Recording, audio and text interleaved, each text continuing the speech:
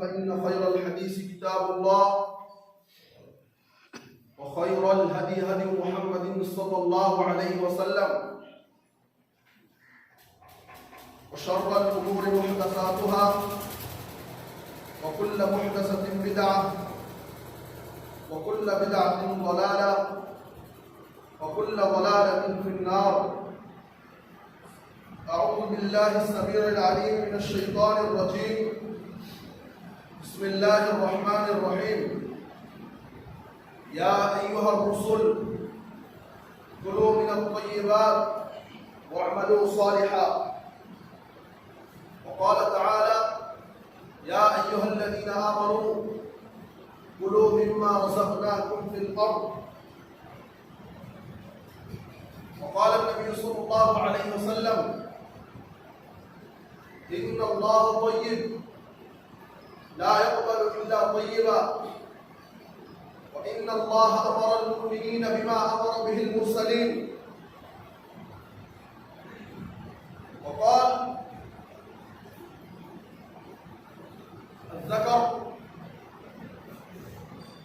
ذكر الرجل يطيل السفر أشعث أغبر يمد يديه إلى السماء: يا ربي يا ربي، ومطعمه حرام ومشربه حرام وملبسه حرام وغذي بالحرام فأنى يستجاب لذلك. رواه مسلم.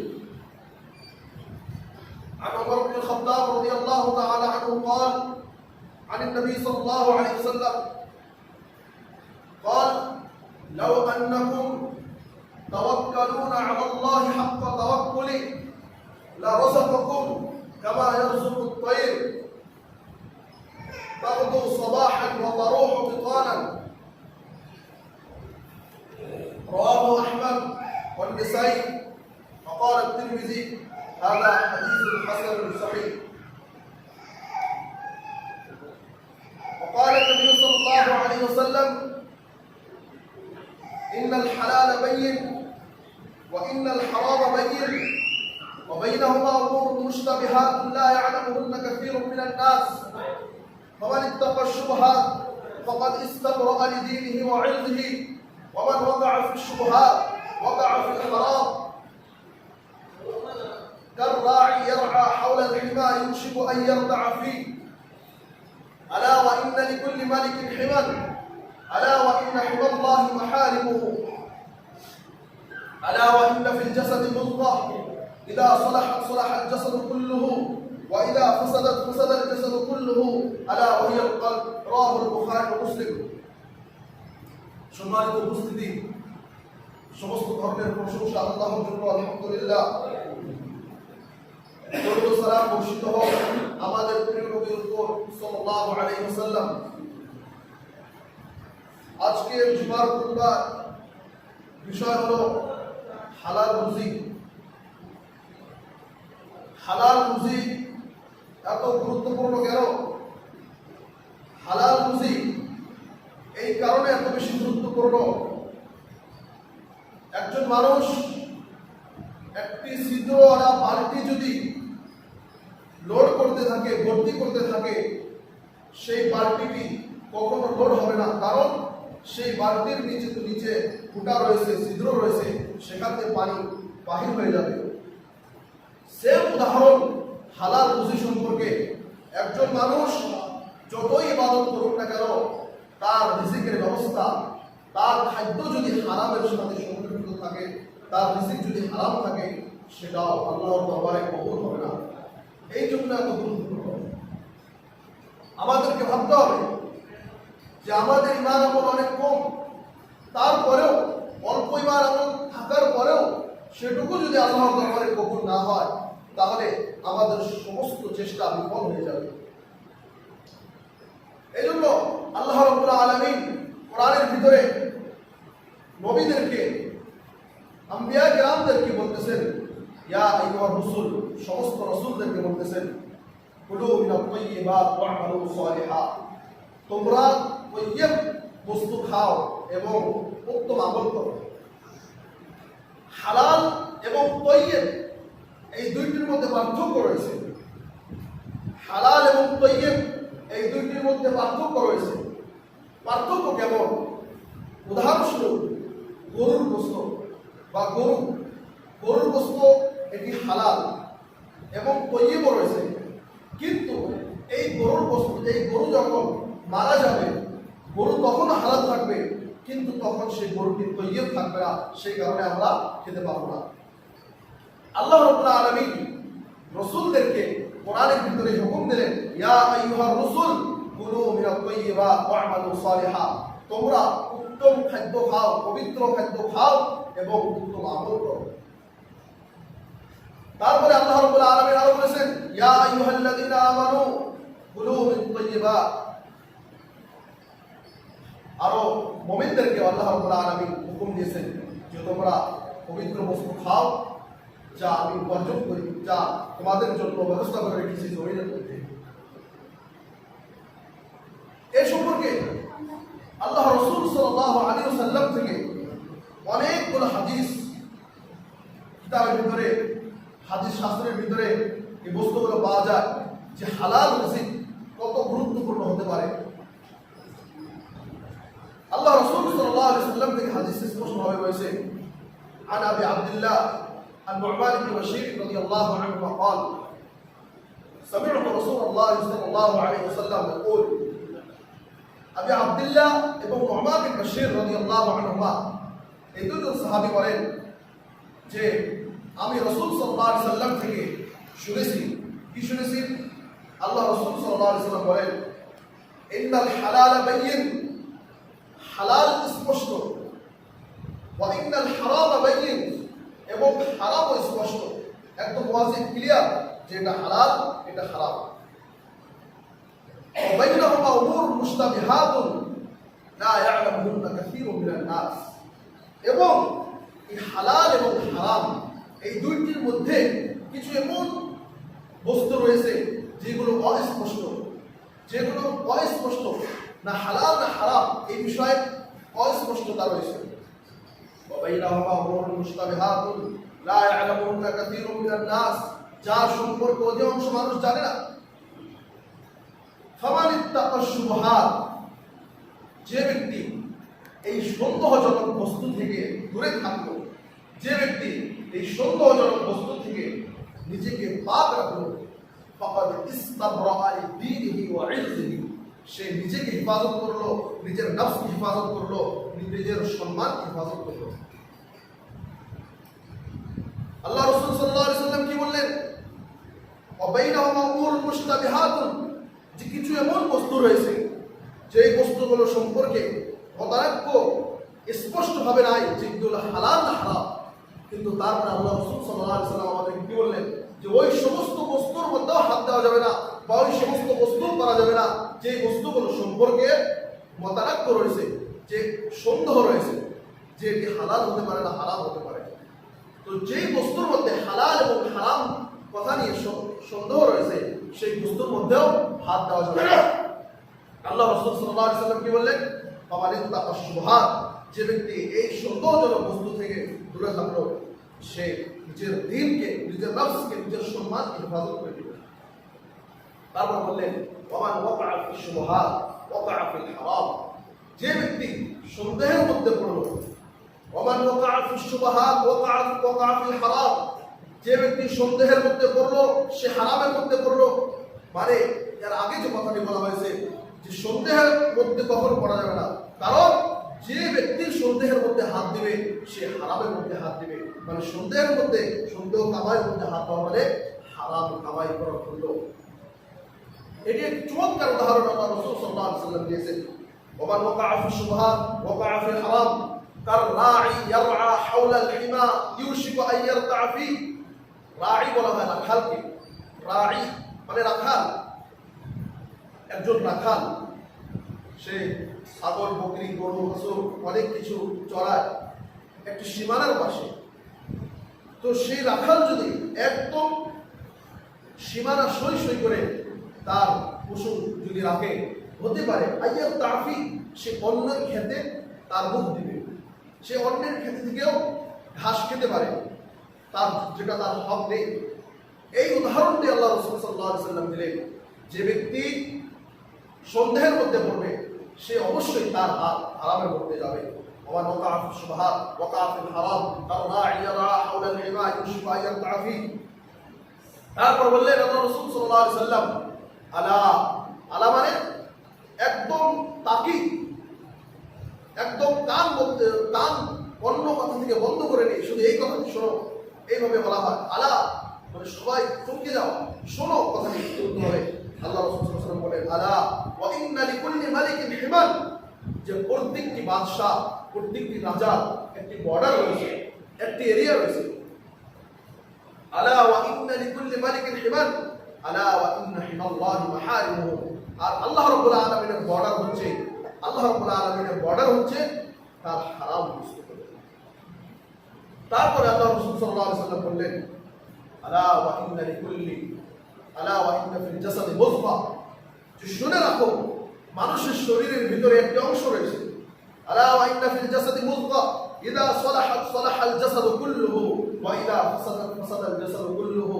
সেই শরীরের অংশটা যদি ভালো থাকে তাহলে পুরো মানুষ ভালো, আর সেই শরীরের অংশটা যদি খারাপ হয়ে যায় পুরো মানুষই খারাপ হয়ে যাবে। তারপর কি বললেন, আলা ওয়া হিয়াল কলব, আল্লাহ রাসূল সাল্লাল্লাহু আলাইহি ওয়াসাল্লাম বললেন সেটা হচ্ছে মানুষের অন্তর। মানুষের অন্তরকে আল্লাহ রাসূল সাল্লাল্লাহু আলাইহি ওয়াসাল্লাম এই হাদিসের ভিতরে বললেন যে মানুষের শরীরের ভিতরে একটি অংশ রয়েছে, একটি গোশতের টুকরা, কারণ অন্তর একটি গোশতের টুকরা।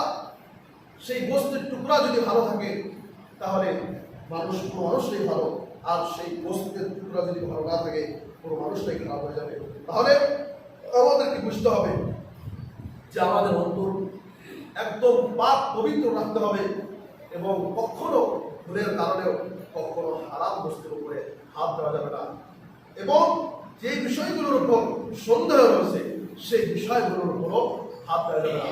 কারণ একজন মানুষ হারাম কামাই করে কখনো সে কল্যাণ পেতে পারে না। সে বাহ্যিকভাবে তার টাকা পয়সা অনেক সময় অনেক হতে পারে, কিন্তু সে কল্যাণী কখনো হবে না, এবং সেই কাজটি আল্লাহ রাব্বুল আলামিনের নিকটে এবং আল্লাহ রাসূল সাল্লাল্লাহু আলাইহি ওয়াসাল্লামের নিকটে নিন্দনীয় কাজ।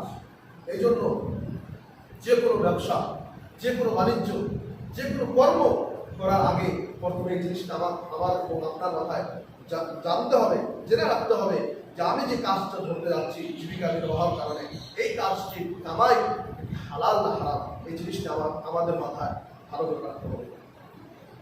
এবং আমরা যেই দেশে বসবাস করি, এই দেশের 100%-এর মধ্যে 99% যত কামাই রোজগার ব্যবস্থা রয়েছে সমস্ত জিনিস হারামের উপর ডিপেন্ড করে। বিশেষ করে আমাদের দেশের যে ব্যাংকিং সিস্টেম রয়েছে, আমাদের ইন্ডিয়ার ভিতরে পুরো ব্যাংকিং সিস্টেমটাই সুদের উপর নির্ভর করে, এবং যখন কোনো দেশে সুদের উপর যে কোনো বস্তু নির্ভর করে তখন কি হয়, অল্প কিছু মানুষ ধনী হয় আর সারা দেশ ফকির হয়। অল্প কিছু মানুষ ধনী হয় আর সারা দেশ ফকির হয়। যেই কান্ট্রিগুলো, বড় বড় কান্ট্রিগুলো রয়েছে ইউরোপ, আমেরিকা, ওই দেশগুলোর ভিতরে আপোষে তারা কখনো সুদের মামলা করে না, তারা বাহিরে অন্য দেশে করে।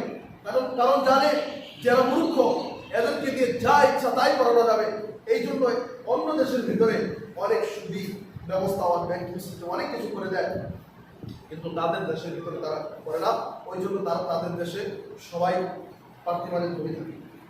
তো এই হাদিসের ভিতরে আল্লাহ রাসূল সাল্লাল্লাহু আলাইহি ওয়াসাল্লাম বললেন যে প্রত্যেকটি মানুষকে হারাম থেকে যে দূরে থাকতেই হবে, তার সাথে সাথে যেই বস্তুটি সন্দেহমূলক রয়েছে সেই বস্তুটি থেকেও মানুষকে দূরে থাকতে হবে। এটি আল্লাহ রাসূল সাল্লাল্লাহু আলাইহি ওয়াসাল্লামের হাদিস, যে হাদিসটি ইমাম বুখারী এবং ইমাম মুসলিম তেনার কিতাবের ভিতরে বর্ণনা করেছেন। তেমনি ভাবে আল্লাহ রাসূল সাল্লাল্লাহু আলাইহি ওয়াসাল্লাম থেকে আরো হাদিস রয়েছে।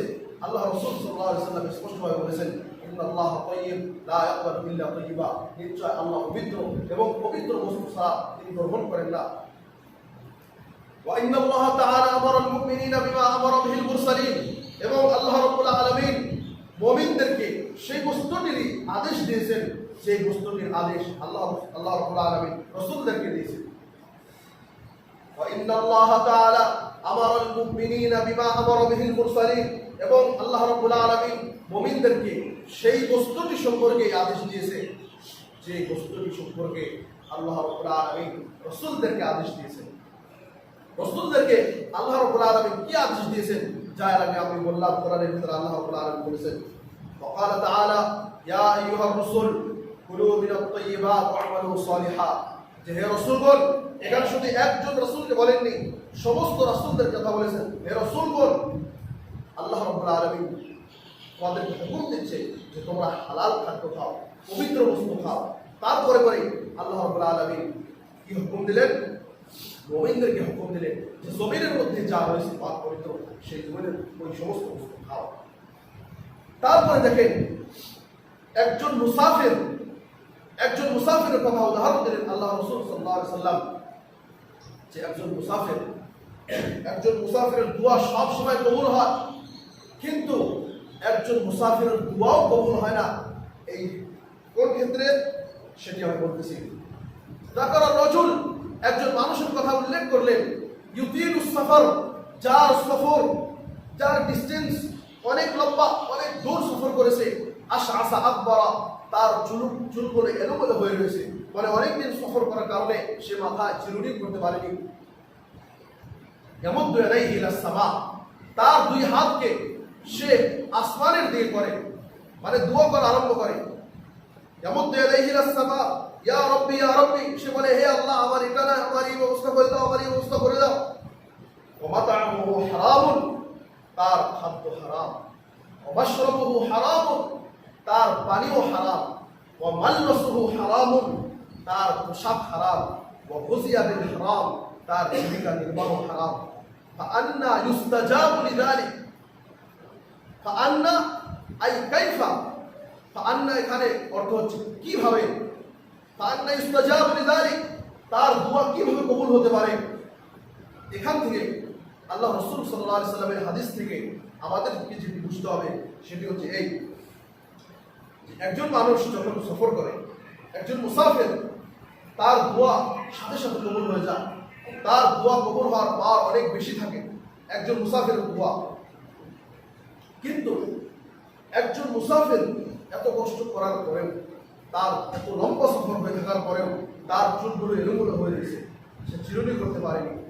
এত কিছু থাকার পরেও, কত কষ্টের পরেও তার দোয়া কবুল হয় না আল্লাহ রাব্বুল আলামিনের দরবারে। তার দোয়া আল্লাহ রাব্বুল আলামিনের দরবারে কবুল হয় না কেন? তার সমস্ত বস্তু হারামের উপরে নির্ভর করে। মানে এই দুইটি হাদিস থেকে, যে দুইটি হাদিসের ব্যাখ্যা আরো ঘন্টা বললে শেষ হয় না। আল্লামা ইবনে উসাইমিন রাহিমাহুল্লাহ এবং বুখারী ও মুসলিম এই সমস্ত হাদিসের ব্যাখ্যা অনেক কিছু লিখেছে। তাহলে এই দুইটি হাদিস থেকে আমরা স্পষ্টভাবে বুঝতে পারলাম, এবং দুইটি কোরআনের আয়াত থেকে, যে মানুষের রুজির ব্যবস্থা, মানুষের পেটের ভিতরে যা যায় তা যদি হারাম হয়, মানুষের না ইবাদত কবুল হবে, মানুষের না দোয়া কবুল হবে।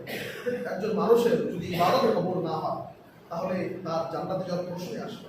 তাহলে সে কিভাবে জান্নাতে যেতে পারবে?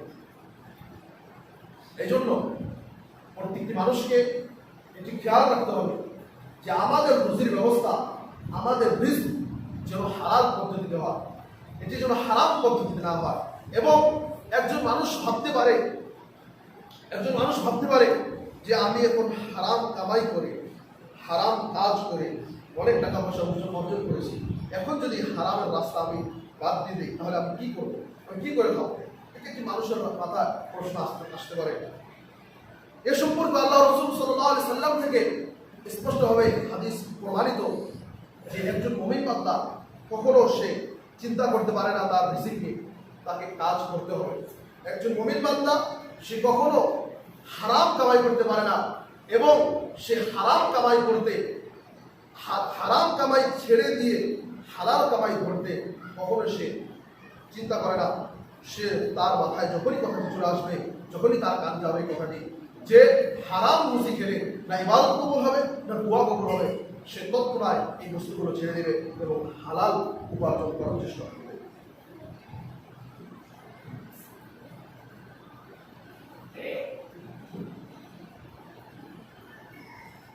সম্মানিত উপস্থিতি, বলছিলাম রুজির সম্পর্কে। একজন মানুষ যদি হালাল রুজি কামাই করতে চায়, এবং দুনিয়া আজকে যতই হারামের উপর থাকুক, তারপরেও আজকে হাজার হাজার রাস্তা রয়েছে, যে হাজার হাজার রাস্তার মাধ্যম দিয়ে মানুষ হালাল হালাল টাকা পয়সা অর্জন করতে পারবে। এবং আল্লাহ রাব্বুল আলামিনের উপর ফুল কামেল ভরসা থাকতে হবে। এই জন্য আল্লাহ রাসূল সাল্লাল্লাহু আলাইহি ওয়াসাল্লাম থেকে স্পষ্ট হাদিস, আন ওমর ইবনে খাত্তাব রাদিয়াল্লাহু তাআলা আনহু আন নবী সাল্লাল্লাহু আলাইহি ওয়াসাল্লাম قال, ওমর ইবনে খাত্তাব রাদিয়াল্লাহু তাআলা আনহু দ্বিতীয় খলিফা, তিনি বর্ণনা করছেন যে আল্লাহ রাসূল সাল্লাল্লাহু আলাইহি ওয়াসাল্লাম বলেন, লাউ আন্নাকুম তাওয়াক্কালুনা আলা আল্লাহি হাক্কা তাওয়াক্কুলি, যে তোমরা যদি আল্লাহ রাব্বুল আলামিনের উপর সেইভাবে ভরসা করো যেইভাবে ভরসা করা দরকার, তোমরা যদি আল্লাহ রাব্বুল আলামিনের উপর সেইভাবে ভরসা করো, তো আল্লাহ রাব্বুল আলামিন তোমাদেরকে কি দিবে? লা রাযাকাকুম কামা ইয়ারযুকুত তায়র, তোমাদেরকে সেইভাবে রুজি দিবে, তোমাদেরকে সেইভাবে রিজিক দিবে যেভাবে আল্লাহ রাব্বুল আলামিন পাখিদেরকে রিজিক দেয়। তোমরা যদি আল্লাহ রাব্বুল আলামিনের উপর ফুল কামেল ভরসা করো, তাহলে আল্লাহ রাব্বুল আলামিন তোমাদেরকে সেইভাবে রিজিক দিবে যেভাবে পাখিদেরকে আল্লাহ রাব্বুল আলামিন রিজিক দেয়। কেমন ভাবে? আল্লাহ রাসূল সাল্লাল্লাহু আলাইহি ওয়াসাল্লাম বললেন যে তাগদু খিমাসান ওয়া তারুহু বিতানান, তাগদু গদা একদম মানে সকাল সকালে বাহির হয়ে যাওয়া, তাগদু খিমাসান, খিমাসান মানে খালি পেট। সমস্ত পাখি তার বাসায় থেকে খালি পেটে বাহির হওয়া, ওয়া তারুহু বিতানান, এবং সন্ধ্যার সময় যখন সে নিজের বাসায় ফেরে, তারুহু বিতানান, বিতানান মানে ফুল পেট, খিমাসান মানে খালি পেট, বিতানান মানে ফুল পেট, সে ফুল পেটে তার বাড়িতে ফেরে। আপনি দেখেন যে একজন মানুষের, প্রত্যেকটি মানুষের কোনো না কোনো রিজিকের রাস্তা রয়েছে। কারো দোকানপাট রয়েছে, কারো চাকরি বাকরি রয়েছে, কারো অনেক অনেক রাস্তা রয়েছে রিজিকের। যে আজকে আমি দোকান থেকে চাল আনবো, ডাল আনবো, কেটে এনে বাড়িতে রান্না করে খাবো, মাস শেষ হলে আমি বেতনের টাকা পাবো, বা মাস শেষ হলে আমি আমার হাজিরা পাবো। সমস্ত মানুষের রাস্তা, রিজিকের একটা রাস্তা খোলা আছে। কিন্তু একজন পাখির মাথায় তাও নাই যে আমার রিজিক আজকে কোথায় রয়েছে। কিন্তু তারপরেও আপনি দেখবেন না যে পুরো পাখি খাওয়া না বের মানে খাওয়া পায়নি বলে মারা গিয়েছে, এমন হয় না। এই জন্য আপনি দেখবেন যত পাখি এবং হাঁস মুরগি সহ যে সকাল সকালে তাদের গলার মধ্যে হাত দিয়ে দেখেন, এবং সন্ধ্যার সময় তাদের গলার মধ্যে হাত দিয়ে দেখবেন যে তাদের গলাটা ভর্তি হয়ে থাকে খাদ্য দিয়ে, তারা খায়। এই রিজিকটা কে ব্যবস্থা করে? এই রিজিকের ব্যবস্থা আল্লাহ রাব্বুল আলামিন করে। কিন্তু আল্লাহ রাব্বুল আলামিনের উপর সেইভাবে ভরসা আমাদেরকে রাখতে হবে যেভাবে রাখার প্রয়োজন। আপনারা জানেন যে মাগরমাছ, যেটাকে আমরা বলি ঘড়িয়াল, সেই ঘড়িয়ালের যে মুখটি রয়েছে, সেই ঘড়িয়াল যত পশু আসুক না কেন তার সামনে, সেই ঘড়িয়াল সেই পশুকে খেয়ে ফেলে। কারণ তার মুখের যে আকৃতি অনেক ডেঞ্জার একটি আকৃতি, অনেক বড় একটি আকৃতি, অনেক কিছু খেয়ে ফেলে। কিন্তু তারপরেও সেই ঘড়িয়ালের মুখের ভিতরে একটি পাখির খাদ্য রয়েছে, যা এই যুগে বর্তমানে সায়েন্টিস্ট প্রমাণ করে দিয়েছে। এই যুগে সায়েন্টিস্ট প্রমাণ করে দিয়েছে যে ঘড়িয়ালের মুখের ভিতরেও একটি পাখির খাদ্য রয়েছে। ঘড়িয়াল মুখ খুললে সেই পাখিটি সেখানে প্রবেশ করে তার খাদ্য খেয়ে নেয় আপনি দুনিয়ার ভিতরে। এই জন্য যখন কোরআন বেশি বেশি পড়বেন তখন দেখবেন আল্লাহ রাব্বুল আলামিন জায়গায় জায়গায় বলেছেন যে আফালা তা'কিলুন, আফালা তাবসিরুন, আফালা তাতাদাব্বারুন। এই সমস্ত যে আয়াত, এই টাইপের যে সমস্ত আয়াতগুলো রয়েছে, এই সমস্ত আয়াতগুলো এটি প্রমাণ করে যে মানুষ কখনো বসে থাকবে না, মানুষ চিন্তা ভাবনা করবে, মানুষ গবেষণা করবে, মানুষ এগিয়ে যাবে, মানুষ নতুন নতুন রিজিকের ব্যবস্থা করবে, নতুন নতুন বিজনেস, নতুন নতুন ফ্যাক্টরি, নতুন নতুন কোম্পানি সমস্ত কিছু করবে। কিন্তু মানুষ যখন বসে থাকবে এবং তার মাইন্ডসেটটা যখন হারামের মধ্যে চলে যাবে, তখন আর হালাল রাস্তাগুলো আস্তে আস্তে বন্ধ হয়ে যাবে। মানে হারামের রাস্তা যত প্রশস্ত হবে, যত লম্বা হবে, যত বড় হবে, হালালের রাস্তাগুলো তত ছোট হয়ে যাবে। এই জন্য প্রত্যেকটি মুসলমান, যে একজন মুসলমান কখনো হারামের রাস্তা হারাম কখনো করতে পারে না, হারাম কাজ কখনো করতে পারে না। এই জন্য আমি অনেক জায়গায় দেখেছি, অনেক মুসলমানদের দোকানে দেখেছি যে সমস্ত যত ধরনের ইসরায়েলি প্রোডাক্টস রয়েছে, সমস্ত ধরনের ইসরায়েল প্রোডাক্টগুলো তারা বাতিল করে দিয়েছে, তাদের দোকানে রাখে না। এখন আপনি বলতে পারেন যে আমার 10 টাকায় 2 টাকায় কী হবে? আপনার অবশ্যই এই 10 টাকায় 2 টাকায় কিছু হবে না। কিন্তু এই চিন্তাধারাটা যদি আবার হাজার হাজার দোকানদার রাখে, তাহলে অনেক কিছু হয়ে যাবে। এবং আপনি কমসে কম আল্লাহ রাব্বুল আলামিনের কাছে গিয়ে এটি তো বলতে পারবেন যে আমি তাদের জন্য করেছিলাম। এই জন্য সমস্ত মানুষকে এই কথাটি মাথায় রাখতে হবে যে কখনো আমরা হারাম রিস্ক আমাদের পেটের ভিতরে ঢুকাবো না। কারণ একজন মানুষ হারাম রিজিক খেয়ে তার যে সন্তান হবে, তার সেই সন্তান পশ্চিমকালেও হালাল রিজিক খাওয়া হবে না, সেও হারামের রিজিকের মধ্যে বড় হবে। এই জন্য আপনি জানেন যে